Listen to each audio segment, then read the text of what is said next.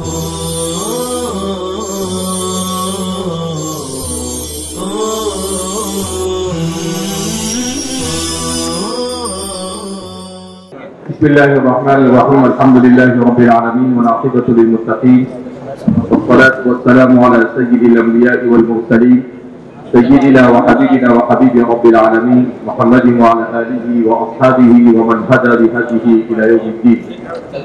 अल्लाहु तबारक व तआला फी किताबिहिल मजीद वल फुरक़ानिल हमीद व मा अरसलना मिर रसूलिन इल्ला बिलिसानि क़ौमिहि लियुबय्यिना लहुम।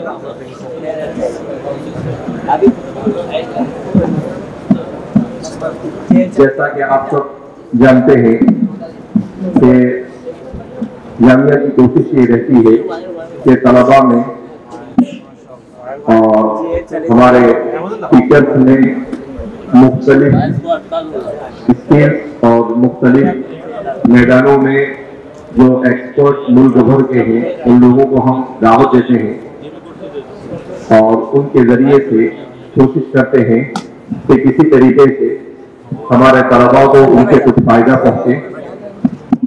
तो इससे कबल हमारे यहाँ पर जनाब मुनव्वर जमा साहब तशरीफ लाए थे और उनके प्रोग्राम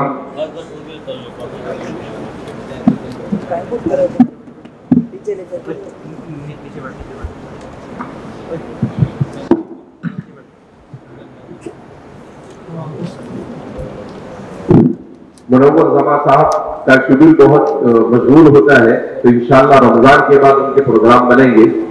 तो उससे कबल मुनव्वर जमा साहब के पास हमारे अब्दुल वदूद साजिद साहब जो हिंदुस्तान के उर्दू के बहुत बड़े अखबार इनकलाब के दिल्ली और उसके अतराफ के जो इलाके हैं उसके जितने भी तकरीबन 18 से 20 एडिशन निकलते हैं, उस पर जितने भी एडिटर होते हैं उन सब के इंचार्ज है और उन सब के ऊपर तो आप तो हिंदुस्तान के सफ़े अव्वल के सहाफ़ी माने जाते हैं जो खासतौर पर मीडिया में मुसलमानों के मसाइल को पूरी कुव्वत के साथ और जुर्अत के साथ और हिकमत के साथ उठाते हैं। हमारा काफ़ी दिनों से इनसे रब्ता था और मैं बार बार इन्हें दावत भी देता रहा।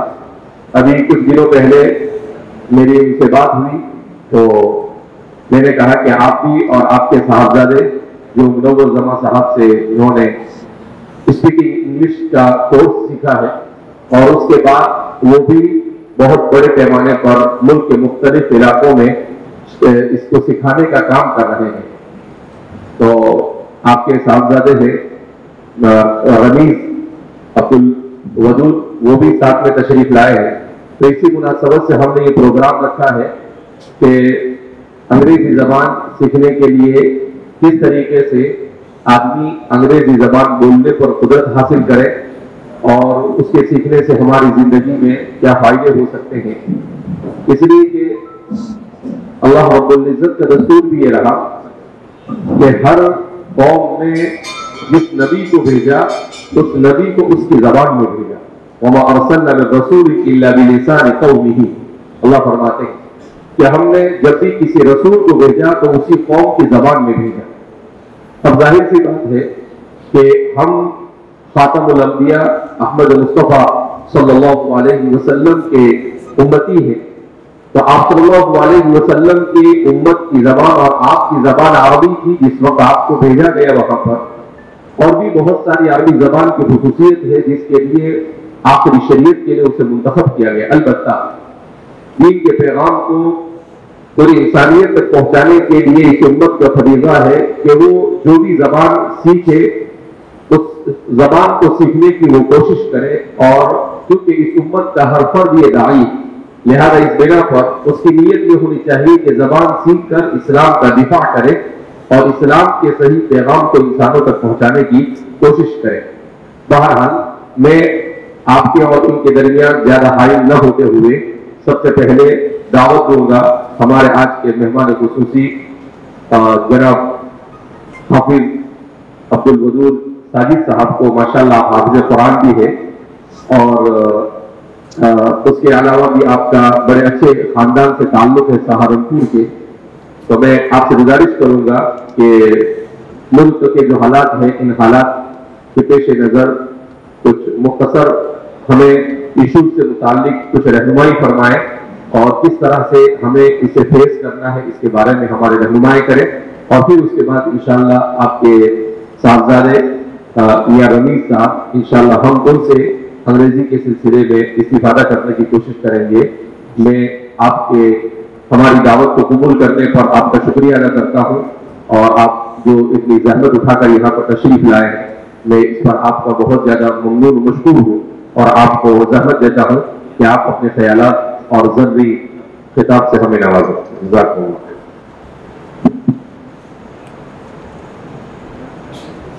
अस्सलामु अलैकुम वरहमतुल्लाहि वबरकातुहू।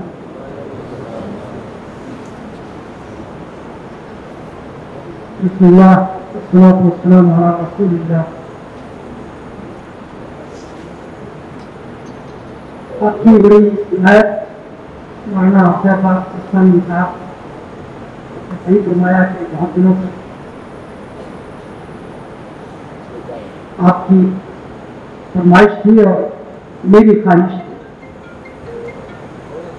इंशाअल्लाह 10 मिनट में अपनी बात शुरू कर दूंगा, क्योंकि तो आज इसके लिए खासतौर पर मौलाना ने ये आप सबको जिसके लिए हमें बताया इंशाअल्लाह। अगर आपको कोई ये बता दे कि पिछले जुमे से और कल सुबह तक मेरी तबीयत कैसी थी, तो आप हैरत करेंगे कि मैं यहाँ कैसे हूँ। लेकिन मुझे इसलिए हैरत नहीं है कि मैं यहाँ क्यों हूँ। मिशकात शरीफ के हदीस है कि कतबल्लाहु तआला मकादीर अल-खलाइक क़ब्ल अन यख़्लुक़ ब-50 अल्फ़। अल्लाह ताला पैदा करने से 50,000 साल पहले तकदीर लिख देते हैं कि पैदा होने से मरने तक क्या। मुझे यकीन है अल्लाह ने ये भी लिखा था कि मुझे आज के दिन अकल हुआ है। मैं अल्लाह का बहुत शुक्रगुजार हूँ और उसके बाद हज़रत मौलाना का बहुत शुक्रगुजार हूँ कि उन्होंने मौका अता फरमाया। मुझे तो यहाँ आना ही था, मेरी तकलीफ ही था। और मैं आपसे अर्ज़ करूँ कि मोमिन का सबसे बड़ा हथियार यही है कि हमें यकीन है कि जो कुछ हो रहा है वो अल्लाह की मशीयत के ऐन मुताबिक। मौलाना ने सफर की जहमत का जिक्र किया, तो अब तो बहुत आसान है, हालांकि पूरे दिन का सफर हो गया तकरीबन, लेकिन जो सबसे मुमकिन तेज रफ्तार सफर हो सकता था वो अल्लाह ने हमें मैसर किया।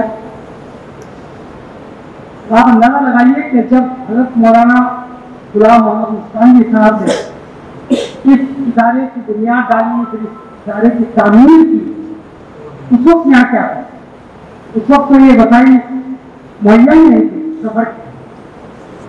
मैं सूरत से यहाँ पर देख रहा था रास्ते भर तो मौलाना किस तरह यहाँ तशरीफ लाते होंगे, कैसे फिर यहाँ आके उन्होंने इदारे कायम किए, सहूलियात बेहतर नहीं थी। इसके बावजूद सहरा में उन्होंने जो अजान दी, उस अजान की बरकत से अल्लाह ने इस इलाके को जो गुलजार बना दिया और दीन का गढ़ बना दिया। ये बहुत तारीखी खिदमत। मैं खुद भी दुआ करता हूँ और आप हज़रात से दरख्वास्त करता हूँ कि अगर मौलाना गुलाम मोहम्मद उस्मानी साहब की सेहत के लिए दुआ करें, अल्लाह ताला उनको ताजेर हमारे तरफ पर कायम रखे और उनके फर्जंदान के लिए भी लोग दुआ गो हैं, वो उसी मेहनत और जाफशानी के साथ इस तरह की खिदमत। मौलाना ने फरमाया कि जमाना हम किस तरह जिंदगी गुजार सकते हैं, जो हालात तफसील से बताने की जरूरत नहीं है, आप सबको मालूम है। एक वक्त वो था कि जब 20 और 25 साल पहले अरब ममालिक हिंदुस्तान से जाने वाले से पूछते थे किस तरह जिंदा है। तो खुद मेरी ही मुलाकात हुई सद्दाम हुसैन से, तो मैंने और कद्दाफी दोनों ने यही सवाल, मैंने उनसे यही कहा आप लोगों को तो वर्षे में मिला है जो कुछ है, हमें हर लम्हा मुजाहिदत करनी होती है, जिद्दोजहद करनी है, सही मानों में इस्लाम के लिए मुजाहिदा हम करते हैं। अल्लाह का शुक्र और उसका एहसान है कि सुन्नतों को आपसे ज्यादा जिंदा रखे। हिंदुस्तान और बड़े शरीर अल्लाह के फजल करम से इस मामले में कुछ हिम्मत है कि यहाँ आजाए सुन्नत की कोशिशें हमारे अकाबिर ने की, उसकी बरकत से यहाँ इस्लाम पूरी काबानी के साथ और इंशाअल्लाह क़यामत तक जिंदा रहेगा। कोई सूरत हाल कुछ नहीं हुआ, ये सब वक्ती है और इंशाअल्लाह अल्लाह के वादे के मुताबिक अंतुम आलौना इन कुंतुम मुमिनीन।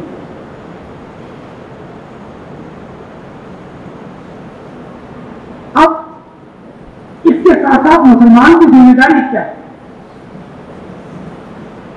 हमें हालात नहीं देखने, हमें अपनी जिम्मेदारी देखनी, हमें जिम्मेदारी क्या अदा की गई, हमें खिदमत का फरीदा था और खिदमत किसकी?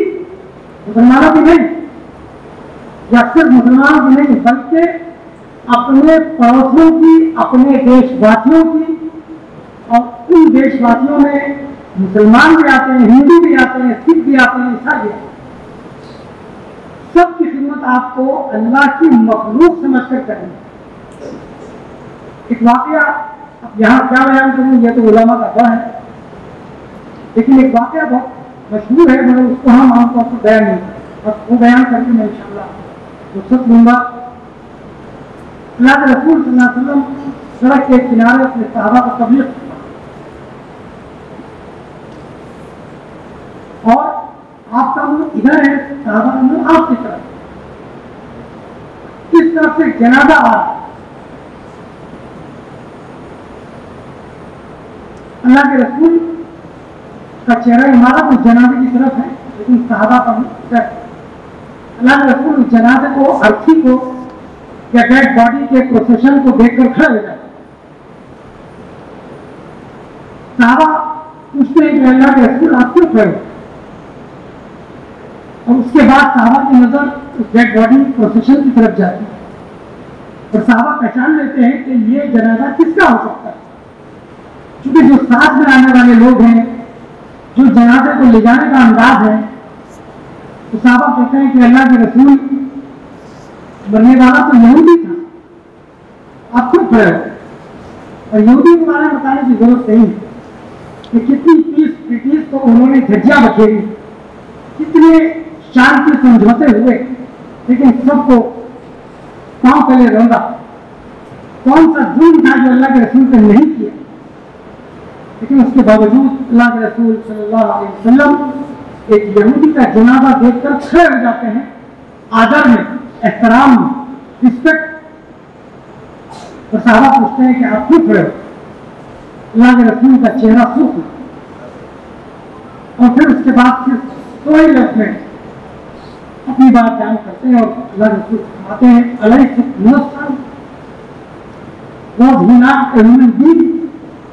क्या मरने वाला एक इंसान नहीं था? तो साबित हुआ कि अल्लाह के रसूल सल्लल्लाहु अलैहि वसल्लम को इंसानियत के एहतराम के लिए भेजा गया। इसीलिए हज़रत मूसा अलैहिस्सलाम को कहा गया था कि वाक़े के फिल्म में तू बनाए फस्ल करदन आम दी, मैं बनाए फस्ल करदन आम दी। हमने आपको लोगों को जोड़ने के लिए भेजा है, लोगों को तोड़ने के लिए नहीं। ये जो हालात है इंशाअल्लाह ये तो ठीक हो जाए। अल्लाह का शुक्र है कि हम एक सेकुलर कंट्री में रहते हैं।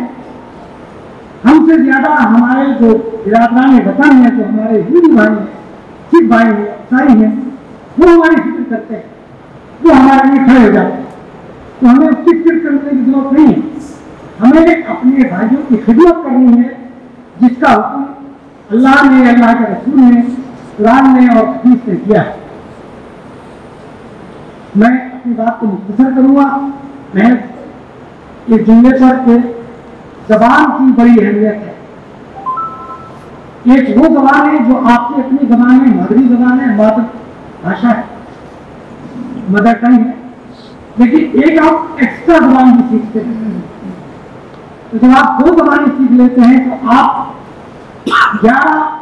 11 ज़बानों की ताकत आपके पास है। लेकिन आजकल एक इंटरनेशनल लैंग्वेज भी चली हुई है, पूरी दुनिया में है, उसका नाम है अंग्रेजी। अगर आप इंग्लिश भी सीख लेते हैं, एक आपकी मदर टंग, एक आपकी राष्ट्रभाषा और एक इंटरनेशनल लैंग्वेज, तो फिर आपकी 111 की कुव्वत होती है। तो ज़बान का बहुत असर और फर्क होता है। जब आपके पास एक से ज़्यादा ज़बान होती है, आपके पास इजाफी कुव्वत। और इस पर एक और चीज है जिसके लिए आज रानी डॉक्टर बतूर साहब आपको बताएंगे, वो मेरा मैदान नहीं, कि वो है ज़बान को इस्तेमाल करने का फन। किस तरह ज़बान को इस्तेमाल करना चाहिए, तो छोटा सा आपको बताता हूँ, उसके बाद खत्म करता हूँ। आप लोगों ने नाम सुना होगा, एक्चुअली दुनिया की बहुत मशहूर शख्सियत थी दिलीप कुमार।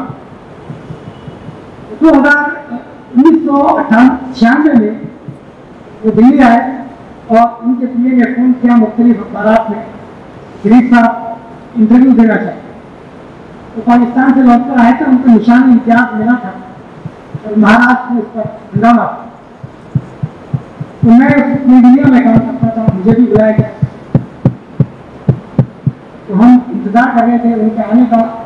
जैसे ही वो आए तो कुछ लोग उनको देख कर खड़े हो, और कुछ लोगों के हाथ से घबराहट में छोटा टेप रिकॉर्डर होता है, उसको डिक्टाफोन बोलते हैं, जर्नलिस्ट लोग उसको रखते हैं, वो गिर गए। मैं बैठा रहा और मैं बड़े इत्मीनान के साथ, मेरे पास आए इत्मीनान के साथ, उन्होंने मुझसे रुके और हाथ मिलाया और पूछा कि आप कहाँ से? मैंने कहा कि मैं उर्दू से हूँ।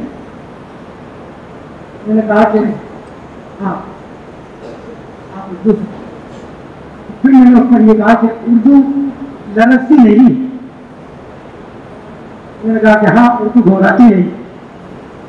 उसके बाद इंटरव्यू का सिलसिला शुरू हुआ। तो मुझसे पहले जिन साहब का इंटरव्यू था, उनसे मैंने पूछा कि आप कितने सवाल करें? उन्होंने कहा कि नहीं 4-5 नहीं 4 या 5। उन्होंने कहा कि 5। तो जब 5वां सवाल उन्होंने किया अंग्रेजी में, उन्होंने कह दिया योर 5th क्वेश्चन, ये आपका आखिरी सवाल है। जब मेरा नंबर आया तो मुझसे पूछा, हाँ मियाँ आप कितने सवाल करेंगे? तो मैं मुस्कुरा दिया। दिलीप साहब को गुस्सा आया, मैंने आपको सवाल किया आप कितने सवाल करेंगे, आप मुस्कुरा रहे हैं। मैं थोड़ा और खिलखिला गया। उन्होंने फिर पूछा। मैंने कहा मैं इसलिए हंस रहा हूँ कि समुद्र कभी प्यासे से पूछता है कि कितना पानी पियोगे? उसके बाद दिलीप साहब का जो गुस्सा था वो काफूर हो गया और उन्होंने फौरन सायरा वालों को आवाज दी, कहा कि देखो उर्दू का एक साथी आया है, आओ उसके साथ इंटरव्यू करते। मेरा इंटरव्यू अल्हम्दुलिल्लाह 5 घंटे चला। 12 सवाल मैंने किए। सबसे बड़ा इंटरव्यू मेरा था। ये जबान का और जबान के लहजे का और जबान कैसे और कब इस्तेमाल करनी चाहिए उसका असर मैं इंशाल्लाह आता ही रहूँगा। आप लोगों से फिर गुफ्तगू होगी। जो असल गुफ्तगू का मौजू है इसके लिए मैं रास्ता छोड़ता हूँ। और एक बार फिर हज़रत मौलाना गुलाम मोहम्मद उस्तानी साहब, उनके साहबजादगान हज़रत मौलाना हुज़ैफ़ा उस्तानी साहब का बहुत शुक्रिया अदा करता हूँ, लाज़िक़ुज़ार हूँ। और आप सबका भी शुक्र अदा करता हूँ, शुक्रिया अदा करता हूँ कि आपने मुझे 10 मिनट बर्दाश्त। अस्सलामु अलैकुम रहमतुल्लाहि। जज़ाकुमुल्लाहु खैरन फी दारैन।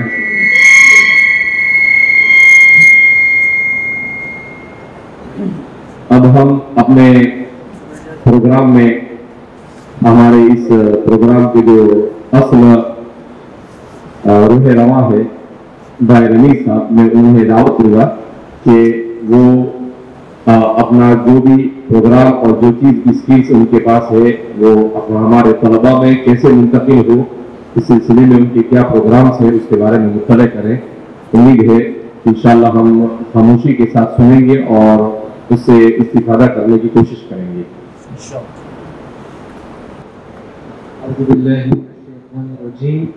बिस्मिल्लाहिर्रहमानिर्रहीम रब्बि इश्रह ली सदरी व यस्सिर ली अमरी वहलुल उक़दतम मिन लिसानी यफ़क़हू क़ौली। Assalamu alaikum and a very good afternoon to all of you. It's morning right now, right? A very good morning to all of you. सबने नाश्ता किया है? Are you sure? घर बैठ किसने नाश्ता किया? Raise your hands, please. Very good. तो I want कि आप सब लोग बड़ी अच्छी एनर्जी के साथ मेरा जवाब दें, राइट? लेकिन इस बार सब एक जवाब देंगे। मैं जब सवाल पूछूंगा how you are doing today, तो आपको बोलना है we are doing well.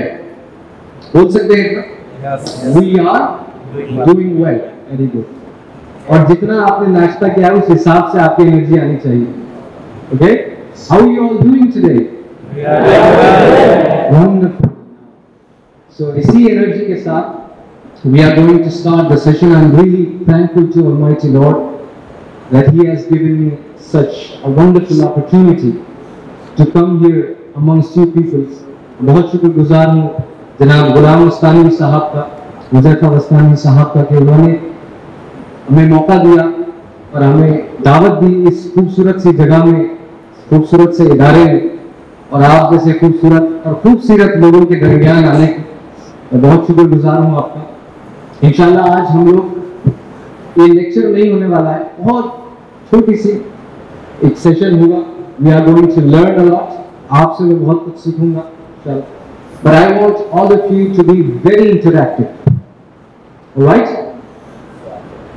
I am also thankful to my parents, to my teachers, specially जनाब मनोवर जमा साहब, जिनकी वजह से I am able to stand here and say speak a few words in front of such an audience.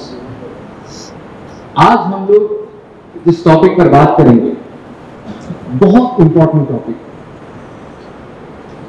ये चीज उन चीजों में से है जो आदमी को इंसान बनाती और इंसान को हैवान से अलग करती। What is it? Communication skills, the ability to speak. हमारे पास बहुत सलाहियत है। We have the ability to walk, we have the ability to eat, to smell, to listen, लेकिन सबसे बेहतरीन एबिलिटी कौन सी है? The ability to speak, the ability to express ourselves, to share our thoughts and ideas to the world. ये जबान इतनी, इसकी इतनी अहमियत है कि इस जबान से आप बड़े बड़े काम ले सकते हैं, लेकिन यही जबान बड़े बड़े काम खराब भी कर सकती है। यही जबान से आप लोगों को अपना गर्विदा बना सकते हैं और यही जबान आपको लोगों का दुश्मन भी बना सकती है। So we need to understand कि इसका मकसद क्या है? What is the purpose behind this? The words have power. Words can poison, words can heal. सब लोग अंग्रेजी समझते हैं? Words can poison, words can heal. Words start and fight wars, but words make peace. Words lead people to the pinnacle of success, and words can plunge people to the depths of evil. यानी इस ज़बान से जो अल्फाज निकलते हैं उसमें इतनी ताकत है कि आपको कामयाबी की चोटी तक ले जा सकते हैं, लेकिन अगर सही अंदाज में, सही तरीके से, बिना सोचे समझे इसको इस्तेमाल करेंगे तो वही जबान आपको बुराइयों की गहराइयों में ढकेल सकती है। इसलिए we need to understand and we need to remember कि जब भी हम बात करें, बोलने से पहले जरूर सोच लें।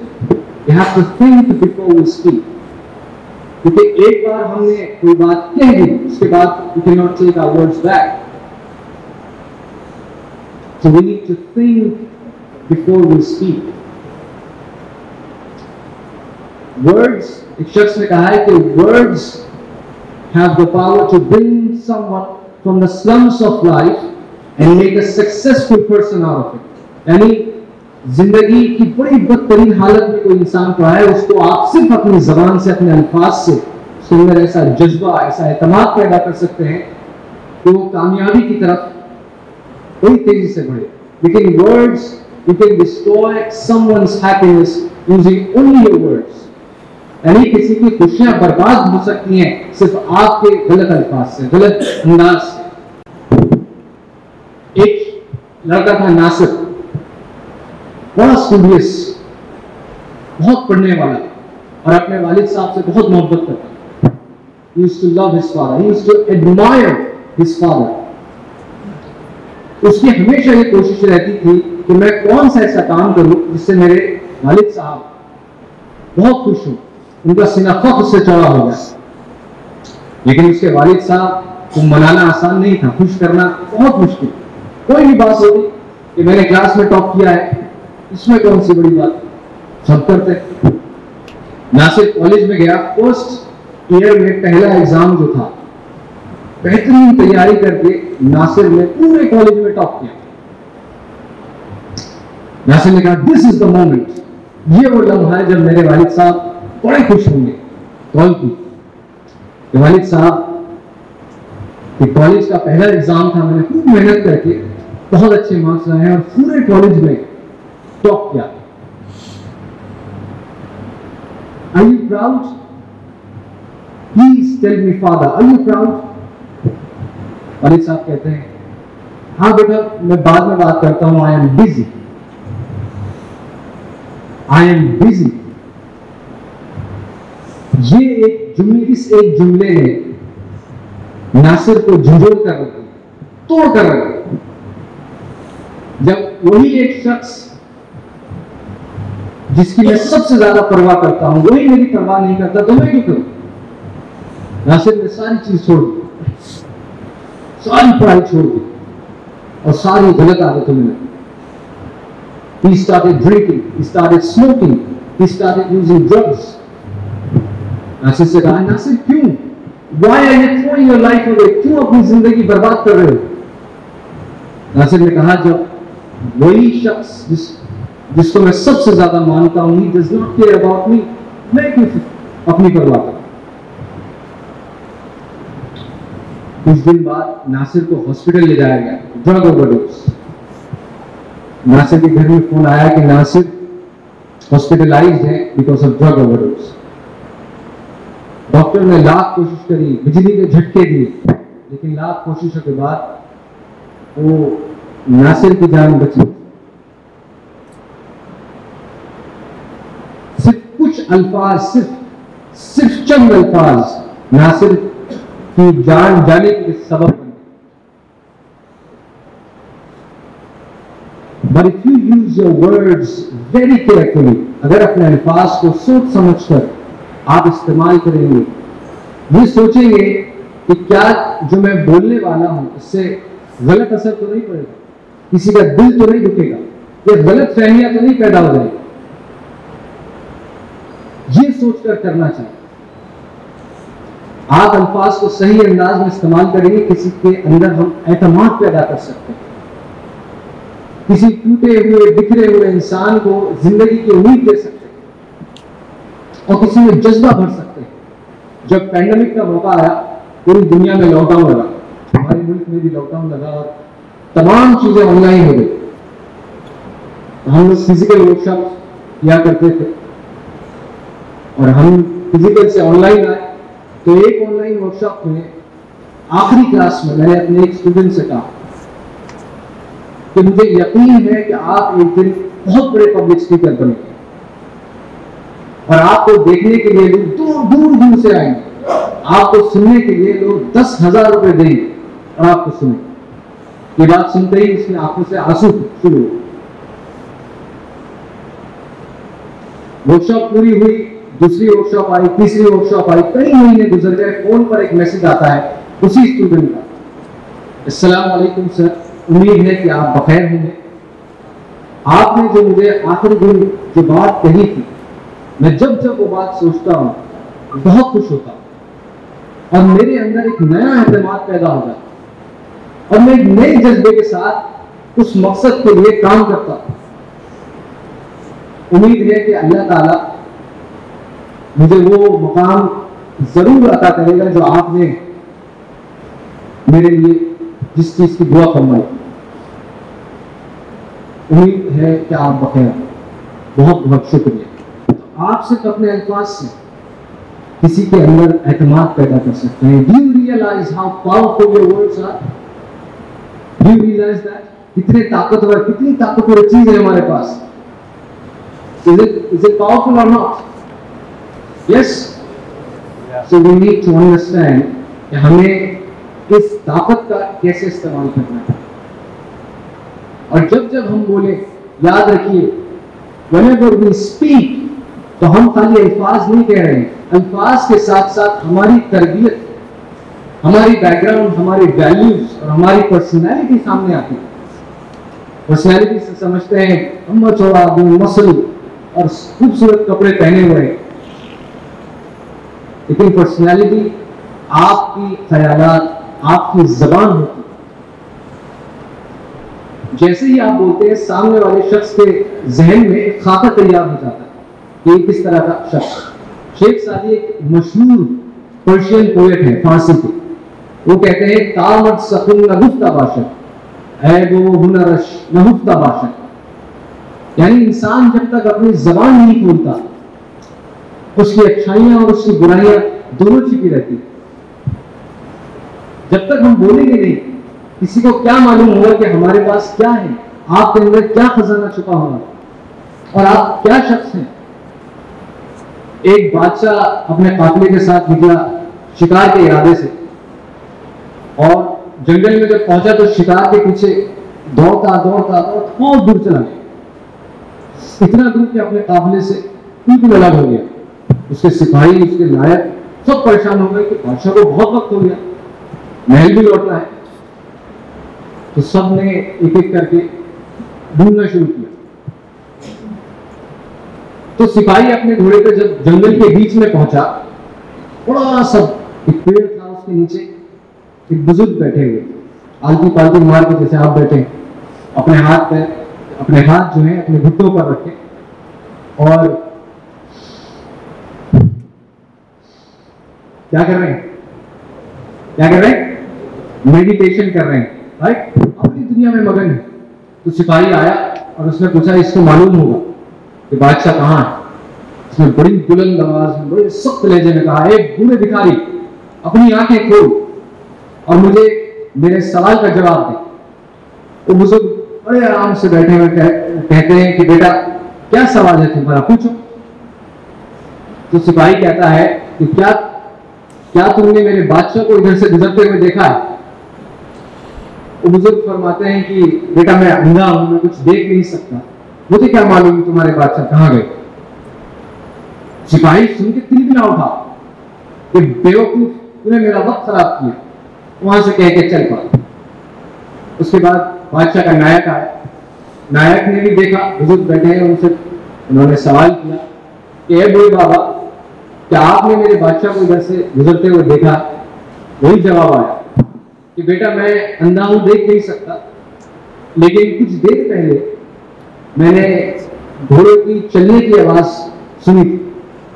उसने भी यही जवाब दिया कि मैं एक अंधे घोड़े पर भरोसा करने के बजाय अपने ऊपर भरोसा करता हूं, और कह के चल गया।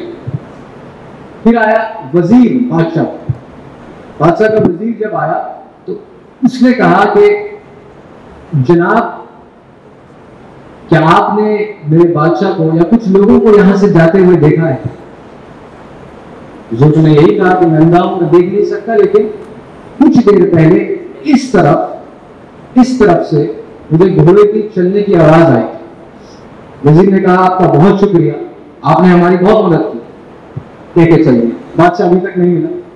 बादशाह खुद ढूंढते उन बुजुर्ग के पास पहुंचे। बादशाह जब आया तो उसने कहा कि माफ कीजिए, मैं आपकी काम में खलल डाल रहा हूं, लेकिन क्या आपने इस तरफ किसी को आते हुए देखा?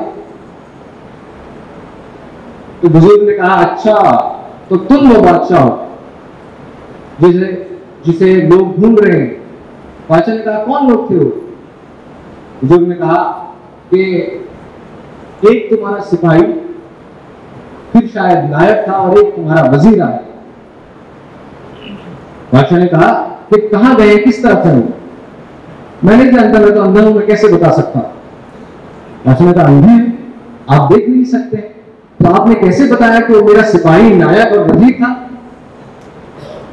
तो बुजुर्ग ने कहा, ये तो बड़ी आसान सी बात है, इंसान की जबान सब कुछ बता देती है इंसान के बारे में। अब मैं समझा नहीं, क्या मतलब है आपका? कहा कि देखो कि जब पहला शख्स आया तो उसने बड़ी ही सख्त और कड़वे लहजे में मुझसे बात की, मुझे लगता है वो आपका सिपाही है। फिर जो आया वो उससे बेहतर था, उसने मुझसे सवाल किया, वो आपका नायक हो सकता है। और तीसरा जो शख्स आया था उसने बड़ी इज्जत के साथ मुझसे सवाल किया, मुझे लगता है वो आपका वजीर है, वो अच्छा इंसान। और जब आप आए तो आपकी जबान ने आपका ताबूत किया। This is the importance of words, this is the importance of the way we speak. अपनी पर्सनैलिटी को जबान से हम शेप करते हैं। तो मैं सिर्फ दो चीजें आपको बताऊंगा जब भी आप कॉन्वर्सेशंस करें, यानी किसी से बात करें, तो आप दो चीजों का ख्याल रखें। बहुत सारी चीजें होती हैं कम्युनिकेशन, कॉन्वर्सेशन को अलग लेवल पर ले जाने के लिए, but if you remember these 2 points तो आप चेंज महसूस करेंगे। आपने सुनी होगी ये बात, ये 2 पॉइंट्स, लेकिन आज सुनने के बाद आपको अमल भी करना है, प्रैक्टिस नहीं करते हैं। The first thing is when we are in a conversation, जब हम गुफ्तगू करते हैं, the first point is listen, listen and listen। तो कम्युनिकेशन स्किल्स की बात हो रही है। सुनने का क्या मतलब है? मैं तो बोलना चाहता हूं, हर इंसान चाहता है कि मैं बोलूं ताकि मुझे लोग पहचाने। सुनना कोई नहीं चाहता। हम सब चाहते हैं कि किसी की बात सुनकर एकदम जवाब दें, कैसे मैं इसको जवाब दूं, ये चुप हो जाए, इसकी बात को नीचा कर दूं। कैल्विन कुलिश एक बड़े राइटर हैं, किताबें लिखते हैं, वो कहते हैं कि we do not listen with the intent to understand, but we listen with the intent to reply. यानी इस मकसद से, इस नियत से हम सुनते नहीं हैं कि हम किसी की बात को समझें, बस लेकिन इस नियत से सुनते हैं कि उसका जवाब कैसे दें। होता है ऐसा? ये नहीं होता, एक दूसरे की बात को काटते हैं। So we need to develop the habit of listening। आपने इंटरव्यूज देखे? किसने इंटरव्यूज देखे? इंटरव्यू किसी ने नहीं देखे? हाँ, शर्माइए मत, घबराइए मत, हाथ उठाइए अच्छे से। राइट, इंटरव्यू में गेस्ट को बुलाते हैं, बड़ी इज्जत के साथ उनसे सवाल किया, उन्होंने जवाब देना शुरू किया। वो जवाब पूरा नहीं हुआ कि इंटरव्यूअर ने दूसरा सवाल कर दिया। गेस्ट कहता है, अरे भाई मैं वही बताने वाला हूं, आप सुनिए तो सही। हमें इतनी जल्दी रहती है कि हम सुनते नहीं और दूसरी बात कर देते हैं। क्लासरूम में होता है, टीचर्स यहाँ जितने मौजूद हैं तो सब इसकी गवाही दे सकते हैं कि आप कुछ पढ़ा रहे हैं, कोई कॉन्सेप्ट समझा रहे हैं, बच्चों को समझ में नहीं आया, एक पॉइंट समझ में नहीं आया, सर ये कैसे हुआ, मुझे समझ में नहीं आया, तो गलत है। मैं वही बता रहा हूं, बेटा रुक जाओ, आगे यही चीज आने वाली। So we need to learn to listen. एक चीज याद रखिए, in order to be a good speaker, यानी अच्छा स्पीकर बनने के लिए you need to be a good listener, पहली बात। दूसरी बात, अवॉइड आर्ग्यूमेंट्स। अवॉइड आर्ग्यूमेंट्स यानी बहसबाजी में हम बहुत पड़ते हैं, और वो इसी वजह से, बहुत मर्तबा इसी वजह से होता है कि हमने बात सुनी नहीं होती। तो जब आप किसी से अग्री ना करें, किसी के ख्यालात से आप अग्री ना करें, आपको बहस में पढ़ने की जरूरत नहीं। उसमें पढ़ेंगे तो आप ही का नुकसान। आप रास्ते से गुजर रहे हैं, आपके सामने कुत्ता आया, वो आपके ऊपर भौंकना शुरू कर दिया। अब आप ये करेंगे, क्या उसके ऊपर चिल्लाना शुरू करेंगे? चिल्लाना शुरू करेंगे, अरे तूने मेरे ऊपर कैसे चिल्लाया? ये तो हमारी बेवकूफी है। Prophet Muhammad peace be upon him फरमाते हैं कि मैं उस शख्स के लिए जन्नत के बीच में घर की जमानत देता जिसने बहस आर्ग्यूमेंट को छोड़ा, even if he is in the right, अगर उसकी बात सही भी है, क्योंकि इससे लोगों के दरमियान नफरत पैदा होती है, मिसअंडरस्टैंडिंग्स पैदा होती है। आप ये सोचें कि सॉल्यूशन निकलेगा, सॉल्यूशन नहीं। अगर ऐसा सिचुएशन है कि आप निकल ही नहीं सकते आर्ग्यूमेंट से, तो आप उसमें अपनी कम्युनिकेशन स्किल का इस्तेमाल कीजिए। मैं आपकी बात समझ रहा हूं, आपने बहुत अच्छी बात कही, लेकिन मैं एक और पॉइंट ऐड करना चाहता हूं। उनकी बात को रद्द नहीं करना है, क्योंकि हम लोग बड़े इमोशनल बीइंग्स हैं, लॉजिकल बीइंग्स नहीं है, जज्बाती लोग हैं। यानी अगर आप किसी ऐसे इंसान को कहें जो सिगरेट पीता है कि भाई सिगरेट मत पियो, कैंसर होता है, ये होता है, वो होता है, तो कहेगा होता होगा, मुझे बड़ी अच्छी लगती है, उसके दिल को वो चीज अच्छी लगती है, तो वो लॉजिक पे काम नहीं करते हैं हम। तो लोगों की अना का ख्याल रखना है, उनकी इज्जत करनी है, और उस हिसाब से आप जब बोलेंगे तो लोग आपकी बात को सुनेंगे। तो 2 पॉइंट्स हैं, यहीं तक मैं इस टॉपिक को खत्म करूंगा। लिसन और एक अवॉइड आर्ग्यूमेंट्स।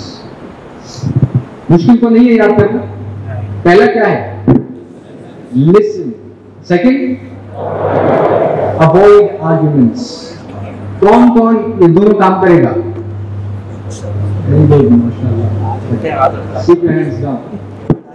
जो लोग, जिन लोगों ने हाथ नहीं उठाया, मुझे यकीन है वो लोग पहले से ये काम करते हैं। Am I right?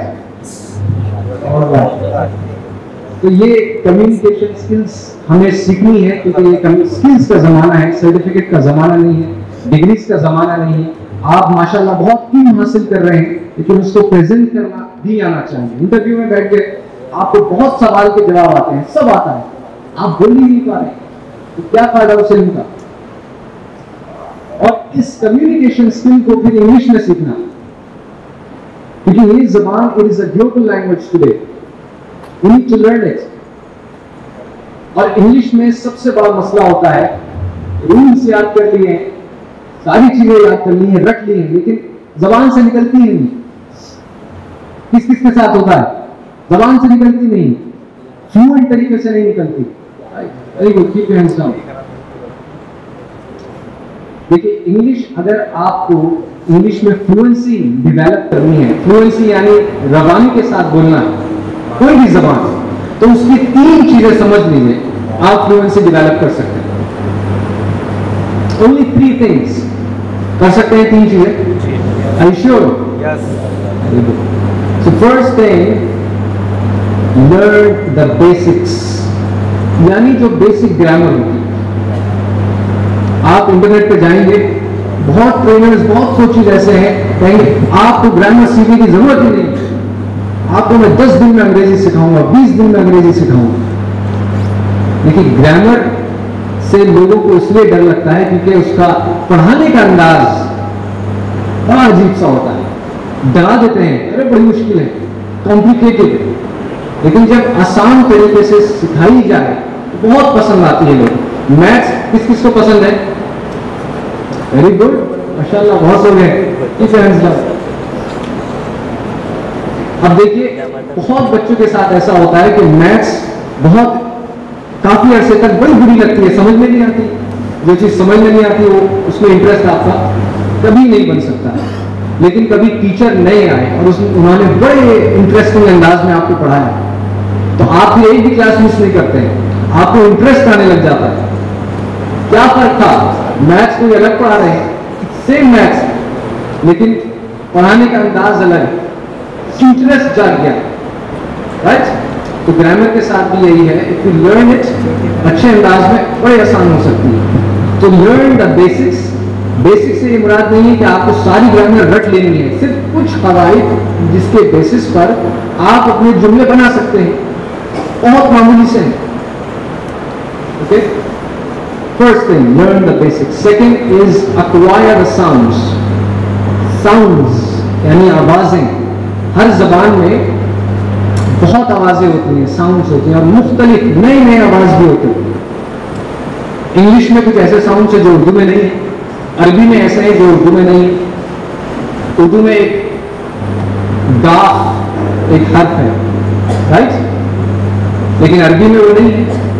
तो इंग्लिश वो लोग नहीं बोल पाते हैं, वो कहते हैं इंग्लिजिया, ये इंजलिजिया, काफ लगाते हैं या जीम लगाते हैं, वो साउंड नहीं है, तो इसीलिए उन्हें बोलने में मुश्किल होती है अंग्रेजी। ऐसे ही हमारी मादरी जबान में कुछ ऐसे साउंड्स नहीं है जो अंग्रेजी में मौजूद है, तो इसीलिए हमें मुश्किल होती है जबान पे वो लफ्ज लाना। तो क्या करना है, अक्वायर द साउंड्स, यानी प्रोनाउंसिएशन सीखना है और साउंड्स सीखने।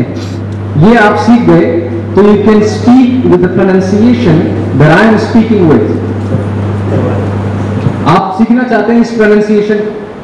अच्छा, आप ही बताइए कि डेवलपमेंट क्या मतलब है इसका? विकास।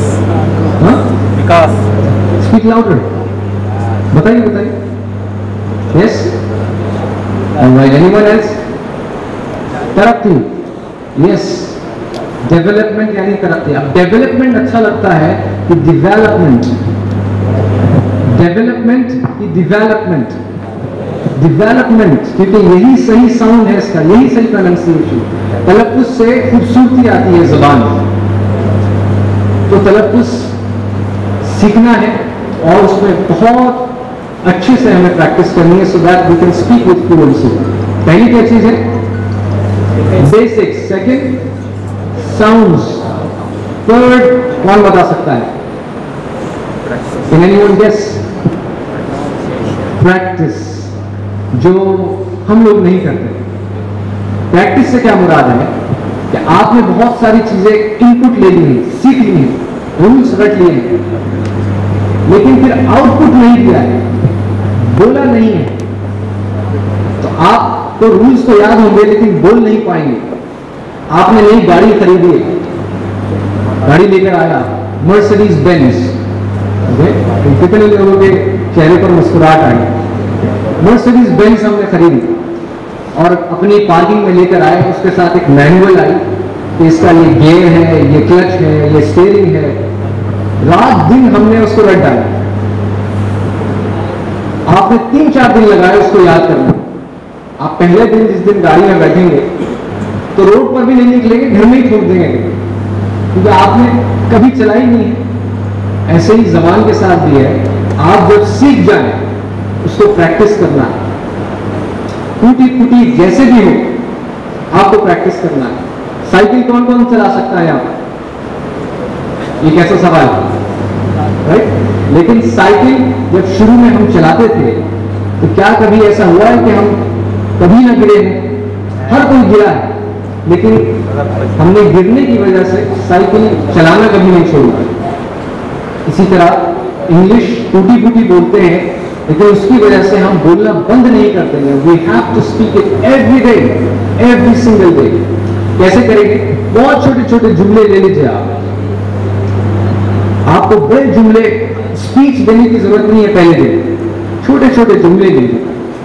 अरबी की एक किताब है, बहुत सारी किताबें छोटी छोटी, मिफ्ताहुल अरबिया, मिनहाजुल अरबिया, जिसमें शुरू में पहले तो कुछ वर्ड्स लिखे होते हैं, कलम, कलम, किताब, ये सारे वर्ड्स। फिर उसके बाद लिखा होता है हादा कलम, हादा किताबुन, हादा रजुलुन, हादा वलदुन।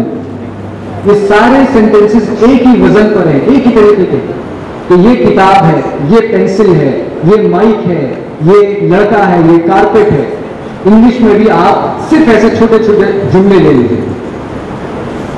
मैं जब घर से बाहर निकलता हूँ सब्जी वगैरह खरीदने, कौन कौन खरीदता है सब्जियां? जाते हैं आप लोग? मैं सब्जी लेने एक दिन निकला, तो जिस दुकान पर मैं जाता हूँ उस दुकान पे मियाँ बैठते हैं बड़े ही एटीट्यूड के साथ। वो एटीट्यूड इसलिए है कि आसपास कोई सब्जी की दुकान नहीं है, कोई भी आएगा मेरे ही पास आएगा, और बड़े जबरदस्त उसमें प्राइस लगाते हैं। अगर 10 रुपए का कोई चीज होगी तो उसमें 25 रुपए की वो चीज देंगे।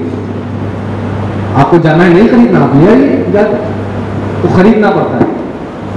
तो एक दिन मैं गया तो उनकी जगह एक छोटा सा लड़का बैठा हुआ, आपकी उम्र का 13 साल का एक लड़का बैठा हुआ है। मैंने उससे जाकर सब्जी बोला कि मुझे टमाटर चाहिए और इतने मुझे टमाटर थे। वो पैक करने लगा तो मैंने उससे बोला व्हाट इज योर नेम। मुझे पता था वो अंग्रेजी नहीं आती होगी, कहाँ बेचारा वो इतना मौका मिलता है या एक्सपोजर मिलता है। What is your name.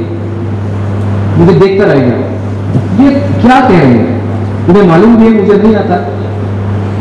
मैंने उसको व्हाट इज योर नेम का मतलब बताया, इसका मतलब क्या होता है। फिर उसका जवाब सिखाया कि माई नेम इज सैफ, उसका नाम सैफ था। उसने सुन लिया, बहुत खुश हुआ। तो मैं जाने लगा था, जाने से पहले मैंने उसको ये बात कही कि मैं जब जब आऊंगा आपको थोड़ी थोड़ी अंग्रेजी सिखाऊंगा, सीखोगे आप। उसने कहा जी सर सीखूंगा। मैंने कहा यू श्योर, जी सर। मैंने कहा ठीक है, तो जब जब आऊंगा आपको एक एक चीज सिखाऊंगा, आप सीखते रहे। मैं जब दुकान से बाहर निकलने वाला था, कदम ही मैंने रखा तो उसने कहा सर। मैंने पलट के देखा कि आप रोज सब्जी खरीदने आइएगा, रोज सब्जी खरीदने आइएगा ताकि मैं सीख सकूं। मुझे बहुत अच्छी लगी वो बात। मैं जब जब जाता हूं उसको कुछ ना कुछ बताता हूं। मैंने एक चीज बताई, व्हाट इज योर नेम। अगली बार बताया व्हाट इज योर एज। अगली बार बताया व्हाट इज योर वर्क। फिर ऐसे कई दिन हो गए, what is your favourite book, what is your favourite colour.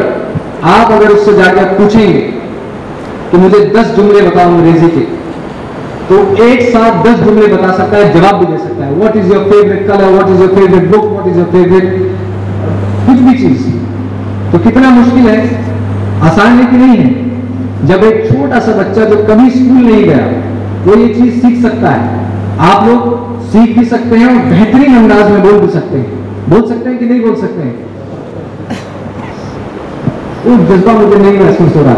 I you sure? Very good. I can do it. Say yes I can do it. Yes, I can do it. अगर ये जुमला बोल सकते हैं तो आप कर सकते हैं।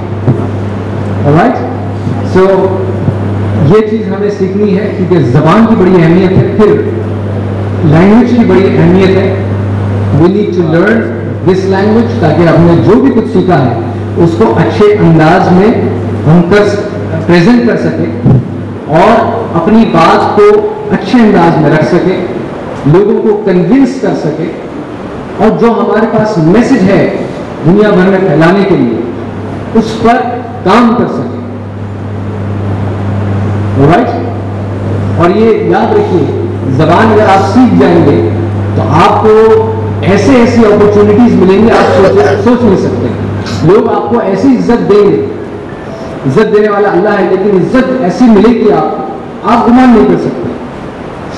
मैं 8वीं जमात में था, 7वीं जमात में 7th क्लास, तो मुझे अल्लाह ने मौका दिया टर्की जाने का।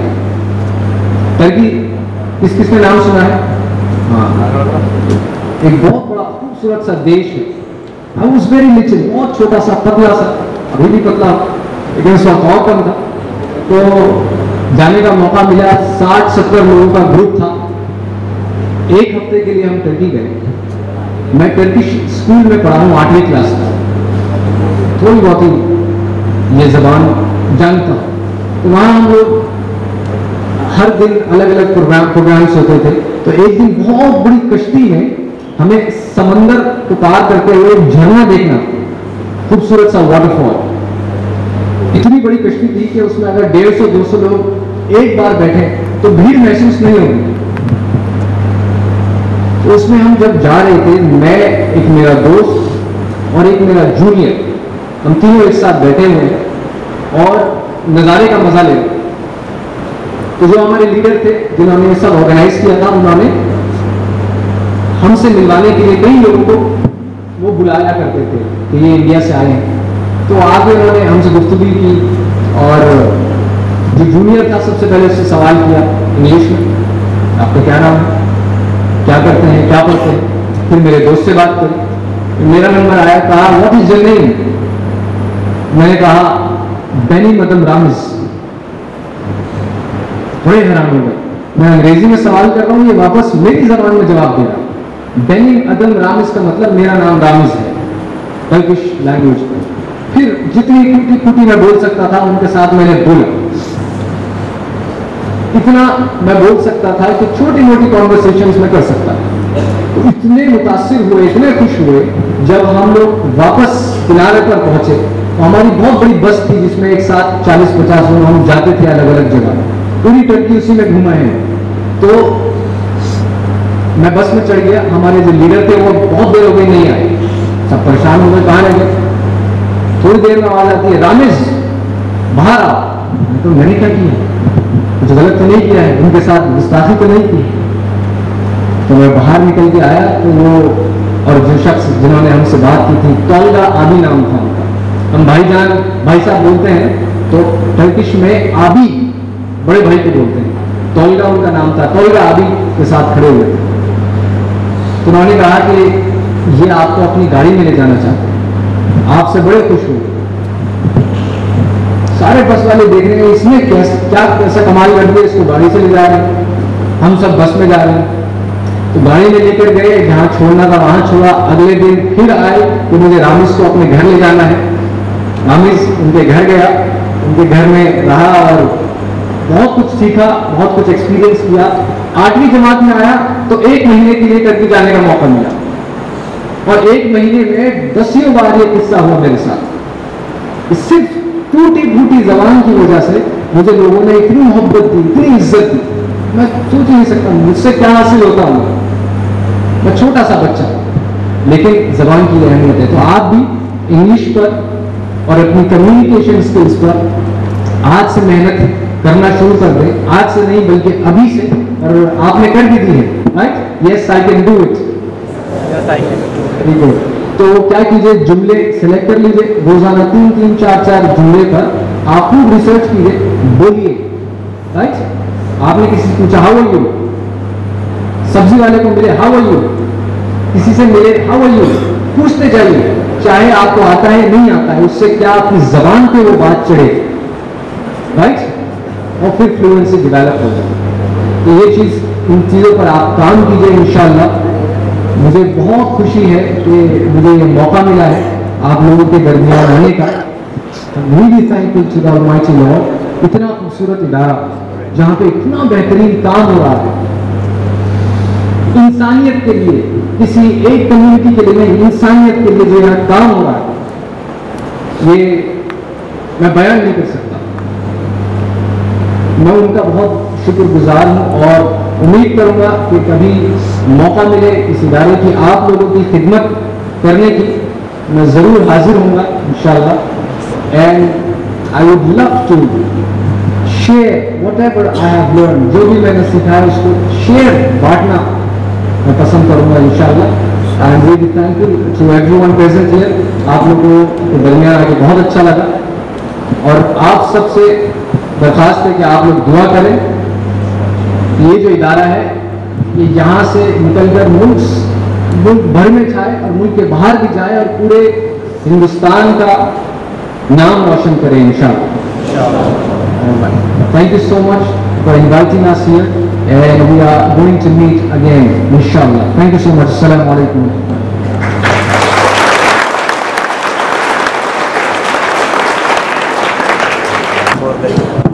बिस्मिल्लाहिर्रहमानिर्रहीम। जैसा कि हमने सुना कि ज़बान और वर्ड जो होता है वो बहुत इम्पोर्टेंट होता है। अरबी ज़बान में हज़रत अली रज़ियल्लाहु ताला अन्हु की तरफ मंसूब एक शेर है, जराहातुल लिसान लहलतिया वला यल्तामु मा जरहल लिसान, जिसको उर्दू में कहते हैं कि लगा जो जख्म, तीर से कमान से जो जख्म लगता है वो अच्छा हो जाता है, जबान से जो जख्म लगता है वो कभी अच्छा होता नहीं, हमेशा हरा रहता है। तो इसलिए ये हमारे इस ज़माने में बहुत ज़्यादा ज़रूरी है कि आदमी बोलने से पहले सोचे, ना कि बोलने के बाद सोचे। अगर आदमी बोलने से पहले सोचता है कि मैं जो कुछ बोलने जा रहा हूं सामने वाले पर उसका क्या असर होगा, तो आदमी हमेशा सही बोलेगा। और अगर आदमी बेफिक्री के साथ बोलता है और वो इंतखाब नहीं करता है, वो सोचता नहीं है, तो उसे बाद में जरूर पछताना पड़ता है। हमारे मंतिक पढ़ाई जाती है मदारिस में, लॉजिक जिसको कहते हैं। तो मंतिक में कहते हैं, एक मिसाल देते हैं कि इंसान और हैवान नातिकुन, कि जितनी भी मखलूक है, इन सारी मखलूक में, हर मखलूक में कोई ना कोई एक ऐसी सिफत पाई जाती है जो किसी दूसरे में नहीं पाई जाती, जिसको खासा कहते हैं। तो कहते हैं इंसान का खासा है अन्नातिकु, कि इंसान ये बोलने वाला है। इसका मतलब क्या है कि दूसरे जानवर भी बोलते हैं, जैसे घोड़े को कहते हैं हिलाने वाला जानवर, लेकिन इंसान जो बोलता है तो दूसरा इंसान उसकी बात को आसानी के साथ समझ लेता है। तो समझने वाला बोलना ये सिर्फ इंसान में पाया जाता है।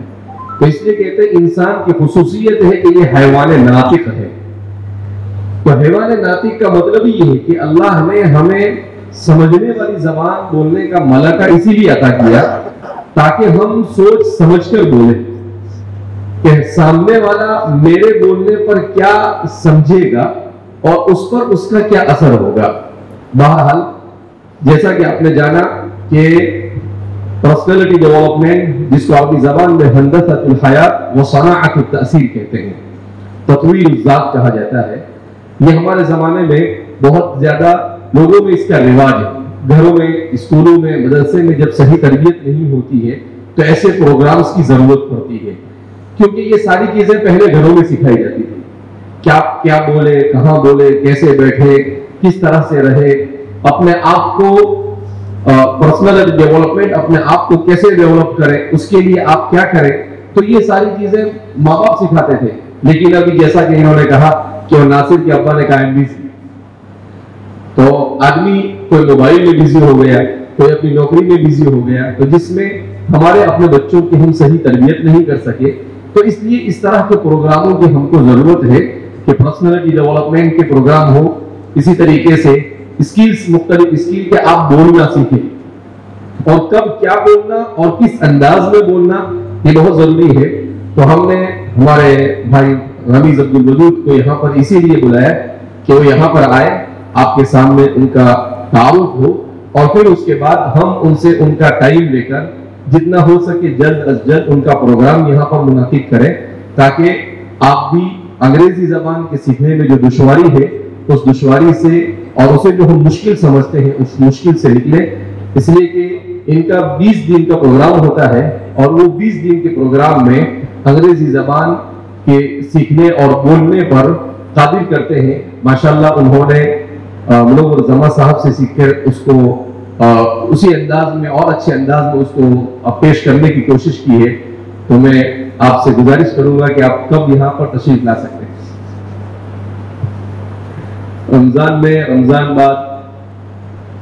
बाद तो इंशाल्लाह रमजान के फौरन बाद हम इनका प्रोग्राम रखेंगे और हमारे मदरसे के तलबा और स्कूल्स के जो तलबा जो भी इंग्लिश सीखना चाहेंगे, जो टीचर्स वगैरह सीखना चाहेंगे, सबके लिए उनके प्रोग्राम रखे जाएंगे।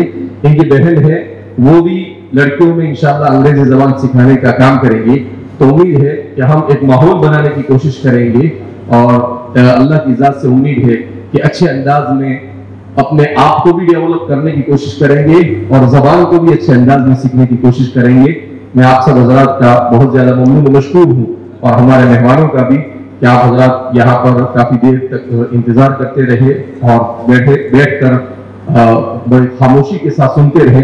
उम्मीद है कि आपकी जिंदगी में इस प्रोग्राम का बड़ा फायदा होगा और हम ये सीख कर जाएंगे कि हमें सुनने का आदी बनना है और हमें आर्ग्यूमेंट को अवॉइड करने का आदी बनना है कि हर जगह पर सिर्फ अपनी सुनाना और हर जगह पर लोगों के सामने लोगों से जिद और बहस करना, इसके बजाय ये कि हम सुने और सुनने के बाद बहुत कम बोलने का अपने आप को आदी बनाए। अरबी में कहते हैं कि किल्लतुल कलाम किल्लतुल इख्तिलात बिल मनाम और किल्लत ताम, ये बुजुर्गी की अलामत है। कम बोलना, कम गुफ्तन, कम खुर्दन, कम खुफ्तन, कम सोना, कम बोलना और कम खाना, ये बुजुर्गी की अलामत है। तो हमारे यहाँ सब उल्टा हो गया है, खाने की ज्यादा कोशिश की जाती है, बोलने की भी ज्यादा कोशिश की जाती है और सोने की तो और ज्यादा कोशिश की जाती है। हाँ, छुट्टी होती है तो हर आदमी सोचता है कि भाई सो जावे, 10-12 घंटे तक मुझे कोई उठाए नहीं। तो ये सब चीजें, ये बैड हैबिट्स, ये अच्छी आदत नहीं है। इससे इंसान को ना अपने को फायदा होता है ना और दूसरे को फायदा होता है। बहरहाल तो हम कोशिश करेंगे अपने आप को खैरुन्नासी अनफअहुम लिन्नास, लोगों में सबसे बेहतर बनाने की और लोगों को अपनी जात से नफा पहुंचाने की। अल्लाह रब्बुल इज्जत हम सबको अपनी रजा वाले अमाल की तौफीक मरहमत फरमाए। सुब्हानल्लाहि व बिहम्दिही, सुब्हानकल्लाहुम्मा नशहदु अन ला इलाहा इल्ला अंता नस्तगफिरुका व नतूबु इलैक। जज़ाकुमुल्लाह।